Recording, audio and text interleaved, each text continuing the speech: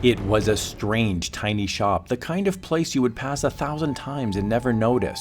Yet once its threshold was crossed, it was like entering a different world. Do you dare to come with us to hear and see the chilling story behind the murderer's mask?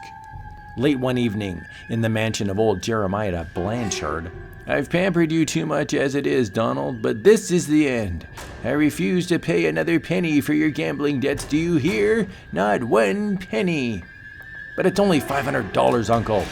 "Only 500, you say? Why, you young scamp, My heart, don't just stand there. Call the butler. Anyone, hurry!"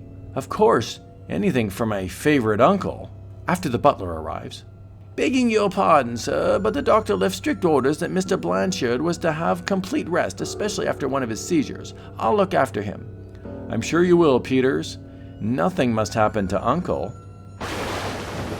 20 minutes later, as the brooding young man walks the deserted streets, an ugly plan begins to take shape.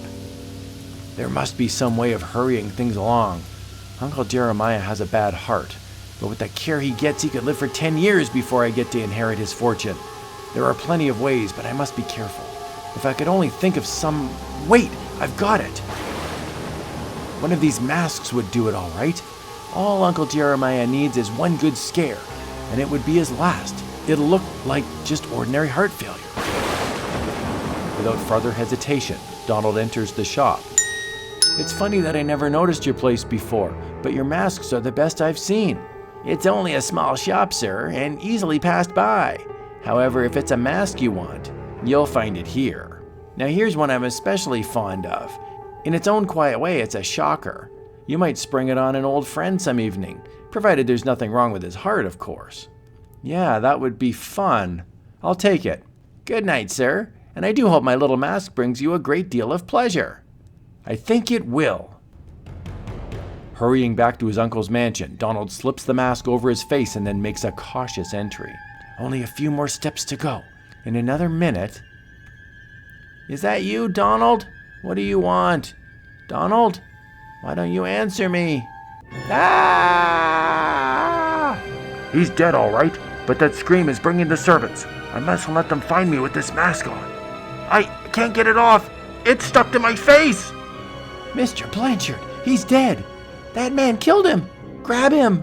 "Let go of me, you fools. He had a heart attack. Don't you know who I am?"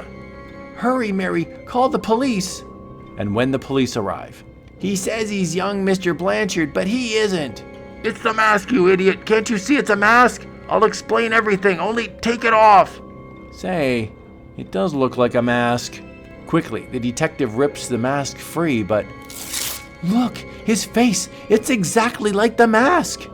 "No, you're lying. I'm Donald Blanchard. You're trying to trick me." "What do you say now?" It can't be. I'm Donald Blanchard, I swear it."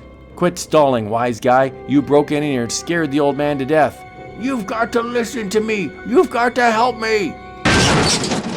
Struggling and protesting, Donald is dragged from the house. "Let's get him in the car." "Wait, there's the old man who sold me the mask. The old guy with the white hair. Don't let him get away." "Do you see any old guy with white hair, Martin?" "No, sir." "He disappeared. He did it on purpose. You've got to find him. He can give me back my face. Promise me you'll look for him." "Okay, you go along with the officer and behave yourself."